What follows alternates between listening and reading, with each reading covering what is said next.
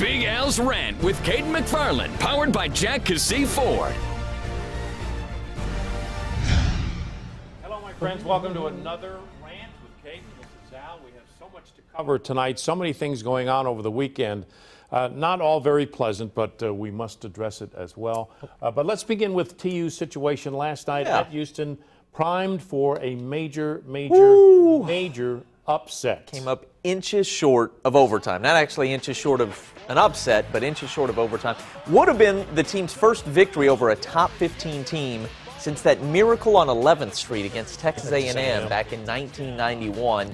Certainly didn't start that way for TU, like an upset was even a possibility. Fell behind 17-3 and then 31-17, but these guys fight.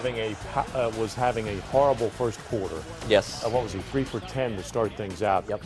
And, you know, Montgomery made a few adjustments in the receiving core, and you took a red shirt off a player, Johnson, to get him into the ball game. Awfully good. What impressed you most in terms of the fight they showed, or just which side of the ball? I wasn't well. Obviously, Houston's good, offense and defense. Obviously, I was impressed after they fell behind 14-0, I guess it was 17-3, and came back. But I was even more impressed when they fell down by 2 touchdowns late in the fourth quarter and still tied it up. And then on top of that, got Houston stopped and had the ball with a chance to win it with a field goal. That's when the Evans fumble occurred and the return for Houston. Both you and I were in our sports office watching the game, and we let out a collective, oh my goodness. I don't think that's what you said. No, I didn't say it quite that way. Look, the offense did some good things. Dane threw for 365. Here you see him going deep for Justin Hobbs. Hobbs was key to the comeback, and then Flanders was also key to the comeback. He came up with this touchdown to make it 31-31. So did he think he was taking the football off his head or the helmet? What? I don't know. Were they? What was he thinking? I'd like to know.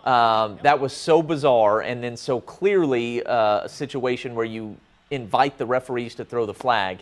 But here it is. The eventual game-winning score as Houston strips Dane Evans.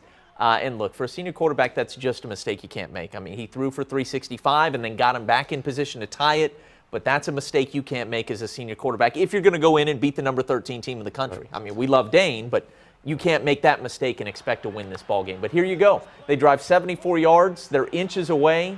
They, I guess, had only run out of this formation ever before. That's actually defensive lineman Jesse Brubaker catching the pass. He played a great defensive game, by the way. He did. And coming up just short. Now, some of the controversy, I'm going to bring it up before this. Yes, because I am getting sick and tired of the way these games are being officiated, especially not only on the field, but in the television replay booths. Do these guys just pack up at the end of games and say they've got to beat the traffic to get out of there?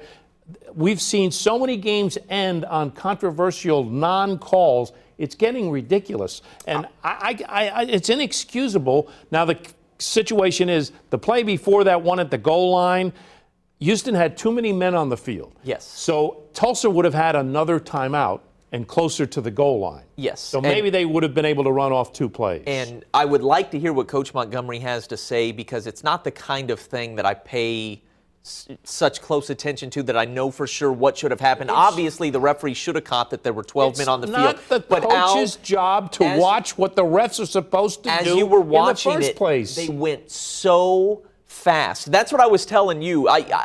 2 weeks ago, I was talking about how I would like to see the referee slow the game down a little bit, but I am so impressed by how quickly TU got up to the... It was mind-boggling, frankly, after James Flanders ran it down to the 1-yard line, how quickly every single lineman and every receiver for TU was in formation and ready to snap it. So I can understand, even though it's their job, and this is a big, big moment, you can't screw it up here, I can understand how referees would be a little behind because TU went that fast. I mean, like I told you, it's like admiring, an army that marches in formation, troops, I can't believe how fast they go. It's amazing. Looks a little indifferent than 11. Well, you got one guy coming off, so it's close. It's 11 guys at the line of scrimmage. They call that all the time. As bogus as that penalty may be with a guy going off and he's not involved in the play, it's still called. Yes, so but you're talking about having fewer seconds to get up the field, get in position, and see it than normal because TU went so fast.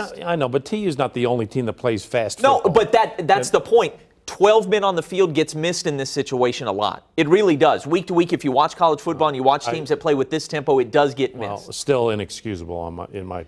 Yeah, and as you said, it would have given TU, it would have preserved a timeout, and it would have moved them a little closer, so maybe that throw to Brubaker actually makes it in, and even if it doesn't, they can use a timeout and get a second play. Television replay has made the officiating on the field worse. I agree and when with the that. TV replays aren't on the ball, then it really gets bad. Yeah. Zach is with us.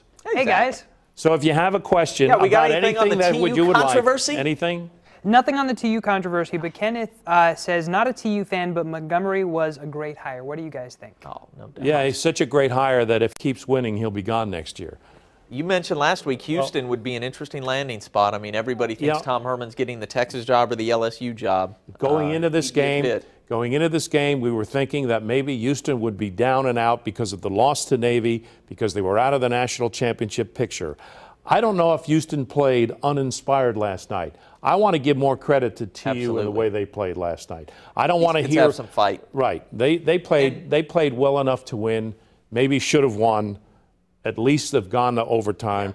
Obviously, that play where Evans has the ball knocked out of his hands was the absolute turning point. Yeah. But you move on. They have Tulane this week, so maybe they can turn it around. Yeah, homecoming. I absolutely expect them to turn it around because that's the kind of team this has been. They fight, until the very end. They should have played better against both Fresno and SMU coming out of the gates. But last night I thought they played probably their best game of the year, especially, on defense. I love some of these young guys. And as far as Montgomery and his future at TU, I think they're going to lose some key seniors, including Dane Evans. But there's some talent, some young guys they have out there on both offense and defense that have me thinking TU's got a pretty good future. I think they've recruited really well. If they can get the former Baylor quarterback to come to TU. Yeah, you're right. That's still in the works, still being made out there. All right, let's drop the TU thing because I can't see that play. Got your blood pressure? No.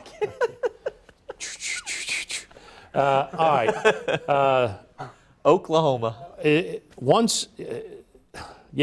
big yesterday. That was gonna be my question. Has your opinion changed at all? About from a week ago when you thought that they were co-champs at best, we're going to lose 2 Big 12 games. Did yesterday and finally defensive performance that allowed for a comfortable victory change your mind at all? OU's got to go to West Virginia. Boy, they look good.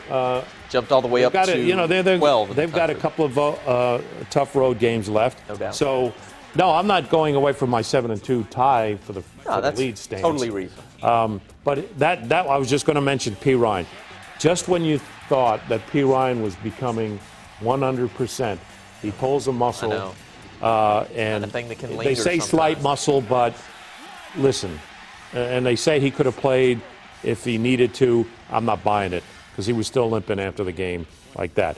And Mixon, it looked like he was exhausted when he left for the locker room. I couldn't agree more. You picked up on that, too. I thought the same thing. I thought second half Joe Mixon wasn't the same as he was in the first half. And look, he's a guy who goes really hard, so I can kind of understand how with P. Ryan in the mix, he probably isn't used to getting. All right. Here Westbrook with 8 touchdowns in the last 3 games. Obviously, he's becoming Baker Mayfield's favorite target, and for good reason. Is he going to forget about other receivers on this team? I would. Well, that's the thing with Westbrook, right? Even though he caught 9 passes yesterday, he can do damage catching only 3 or 4. Right. If OU's able to run the ball well, I'm not sure what defenses in this league, and now Alabama probably could find a way to stop it, but defenses in this league, I don't know what they can do about it. I made the comment on my radio show, and we were talking about how dominant Alabama has been. Yeah. But to me, Ohio State has a better team to win versus different types of opponents. You're talking program-wide or this year? This year. Okay. I think you're probably right because Alabama's got the freshman quarterback and Ohio State's Barrett has seen so much and is a senior and has been here and done that. In my opinion, Wisconsin has the best defense in the country. They look fantastic. And Ohio State. You hold Ohio State to 23 in regulation, so, you're doing something. From that standpoint, and I'm not trying to downgrade Alabama. I mean, they're men among boys. Yeah. Well, I mean, and that's, 49-10 at Tennessee. I'm just saying that if you were faced and you had to face a team took a team that could play against any kind of system. That's I think interesting. Ohio State is a little bit more ready to go against. Well, they proved that they can come down here and slap around some of the Big 12 All right, best. Zach, anything on the OU situation? Yeah, we do have a question from Kelly. Wants to know, how high of an NFL draft pick do you think D.D. Westbrook will be? If he keeps playing like this, he'll move up around with every game. He looks like a slot receiver to me in the NFL, and those are more valuable than they used to be. How high?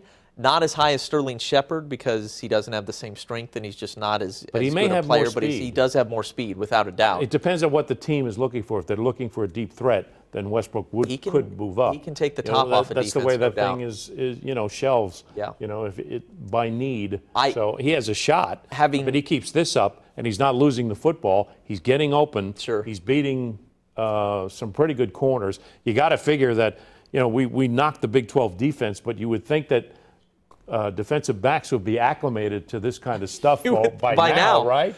Looks like a middle round pick to me. He's been fantastic the last three games, and I if he do gets- expect it to continue. If he averages 3 touchdowns a game, then he's going to move way up the charts. Yeah, probably so. All right. Obviously, sad news concerning Dennis Byrd. And, Caden informed me of it on my drive back from Norman yesterday. And it's a good thing that I was on Peoria at a stoplight when I was told, because I got to tell you, it really hit me hard. And I know yours as well. And here's a look at some of the footage that we compiled over the years of Dennis Byrd from Mustang, Oklahoma. Came to Tulsa, pretty much undersized for his position, but was a menace in the weight room. It was a little bit of a wild thing for a while, but then, he settled down, met his wife. Got married early and, had a family. Then played for the Jets, and we all know what happened Fantastic on the with the Meadowlands. Jets, with Gastineau on the really other was. side, and And so, with the neck injury, and this is testimony in more ways than one about the inspiration that Dennis Byrd gave everybody. I enjoyed talking to Coach Rader today, even though I know, this has hit him hard and it's difficult. But I think he gave some really interesting perspective. We have that sound a little bit from Coach Rader, and then also his former teammate for 1 year, Jerry Ostrovsky. And, Ostrovsky had an 8-year NFL career, and that is a small fraternity. TU guys who have gone on to have not just NFL careers, but substantial NFL careers. Obviously, Steve Largent would be in there as well, and the former Dallas Cowboys wide receiver who's escaping my mind, Drew Pearson, excuse me. And David Alexander. David Alexander, exactly, who was just a little before those guys. But Ostrovsky had something really interesting to say about how Byrd impacted the Raider teams that came after. So anyway, Coach Rader and Jerry Ostrovsky on Dennis Byrd. He comes out of Mustang. And they said, well, maybe you should look for something better than TU. But he said, no, I'm going to TU. That's where I want to go. And he has an outstanding career there. People said, well, you're probably too young to be married. Okay, he said, no, this is the right person, the right time to be married. He said, well, you're going to a huge stage in New York. You won't be able to handle it. You're just, from small town Oklahoma. And then the people in New York loved him. Okay, and then he had the reputation of one of the hardest players in all of the NFL, whistle to whistle. And then the injury. And people said, well, you're probably not going to walk again, but he walked again. And then they said, you're probably not going to have much of a normal life, but he continued to fish, he continued to hunt, spent time with his kids, and then had, a vision of doing things outside, helping the community. And to me, I saw Dennis time and time again, people saying, well, maybe you ought to look at something else, you might not can do this. And him continually coming back and making it happen. It put Tulsa on the map. I can remember watching the draft. I remember him getting picked. I remember Loggeman going first and him going second, and people asking why that happened. And obviously it happened for a reason. Those guys were real good. And it put us on the map. It made guys believe, and it's kind of what I talked about earlier, that tenaciousness of what he did and how he made himself into a player and a second-round pick kind of set the tone for those 4 years at Tulsa. I mean, we went to 2 bowl games in 4 years, had unprecedented success, and kind of set the tempo because, Dennis is what he was a spitting image of what we were. We were a bunch of hard-nosed, blue-collar guys, and he was kind of that, you know, he was that guy, that bell cow that kind of started it all. Thought that was pretty good insight from Coach Rader with regard to at each stage of his life doing things his way and working hard enough to make sure that it worked out. That entire TU football family obviously is hurting. Whew. I know. Tough. I know. It's really tough, and our prayers obviously go out to his family. If you don't know the details, car wreck yesterday in Claremore, Oklahoma. Not good, obviously, for anybody involved. And look, that was 50 years, and that's too soon, and it's too sudden. But what a remarkable life lived, really. I mean, when you think of all that was done. Zach, do we have any comments from both Kenneth and Ty say, "Rest in peace, Dennis." A lot of hurt out there tonight. Yep, no question.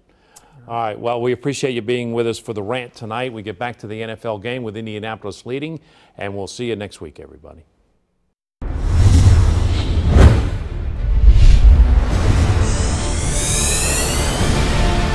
Big Al's Rant with Caden McFarland, powered by Jack Cassee Ford.